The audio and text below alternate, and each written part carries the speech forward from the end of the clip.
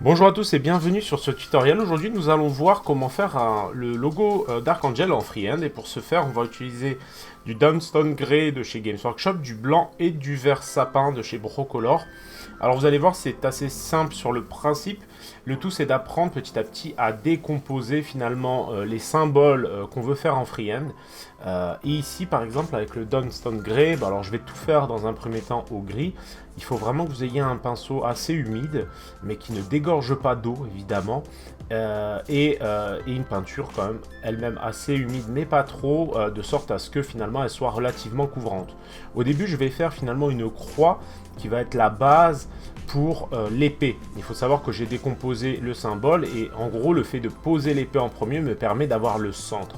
Ensuite j'épaissis tranquillement cette épée pour lui donner vraiment la forme du tranchant, et je vais ensuite épaissir la garde ainsi que le manche de l'épée, de sorte à avoir finalement des lignes plus épaisses, plus visibles, plus efficaces. Le gris va me permettre tout simplement d'être plus couvrant que si je venais directement au blanc, et va me permettre aussi d'avoir finalement une nuance dans ce freehand, de sorte à avoir aussi quelques zones blanches plus claires qui vont permettre d'avoir quelque chose d'encore plus net.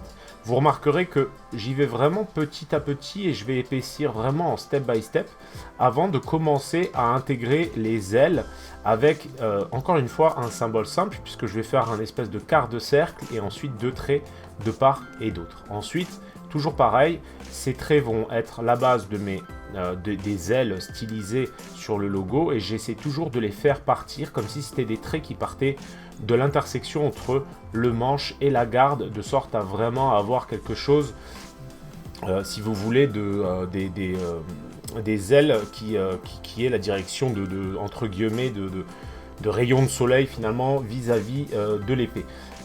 Ensuite, comme d'habitude, je vais épaissir de part et d'autre mes deux ailes, et je vais revenir au blanc pour rehausser finalement mes petites zones au fur et à mesure.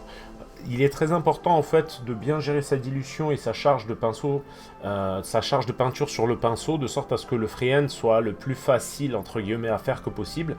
Ici, si vous voulez, je vous ai fait cette vidéo après avoir fait un nombre de fois assez important, puisque j'ai peint toute une armée, ce symbole, donc forcément c'est plus facile, mais les premières fois évidemment c'était plus laborieux, et sur l'étape finale que vous verrez au Dark Angel, au vert sapin finalement, qui est assez proche finalement d'un Dark Angel Green classique, sur cette étape je corrige, je refais un petit peu mes intersections, je marque un peu le bas, de sorte à ce que finalement à me retrouver avec quelque chose d'équilibré. Il faut savoir que cette étape là, toutes ces étapes m'ont pris beaucoup plus de temps sur les premières fois.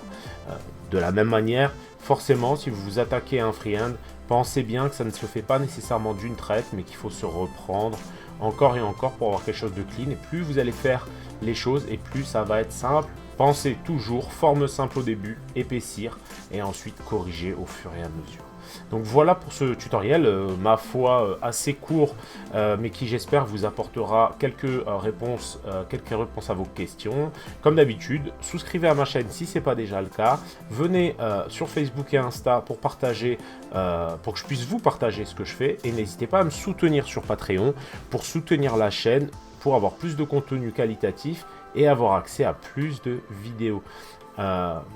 Voilà, hein, je pense que j'ai fait le tour pour aujourd'hui, pour ce petit tuto.